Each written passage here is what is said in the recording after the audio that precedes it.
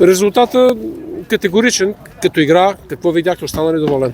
Не, вижте, като резултатите знаете, че за нас не важат. Със също ще го кажа и да бяхме загубили. Значи стана такъв резултат, защото те играха футбол.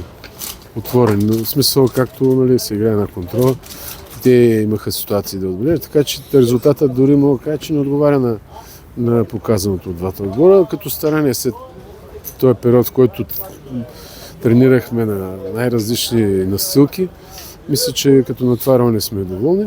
Сега неприятното е, че Сидни той се контузи на загрявката. Жоро Лазаров знаете, че също е, Телеш също. Така че играхме в една схема, в която трябва да играем с двама нападатели, а нямаме нападател чист. Но долу-горе не се справихме. Това, което че се отбелязва отговорни, но предимство това, че имаше и много нали, пространства, които ето разставаше. Но важното беше да изиграем контрола, не толкова резултат, дори игрова поведение.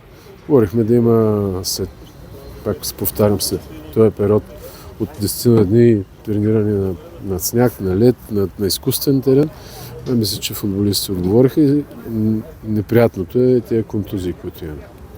Приятно ли сте така впечатлен и изненадан от представянето на новите, без на новите? Аз имам предвид на младите футболисти, без да акцентираме върху никой от тях. Крайна сметка всеки се старае да заслужи вашето доверие. Ами, знаете, ни играхме с 8 момчета от школата играха днес. Крис дори изкара около 75 минути.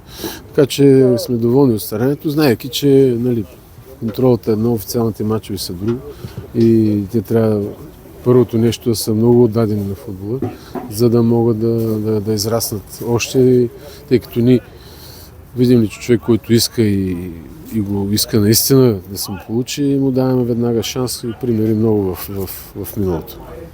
Мерси.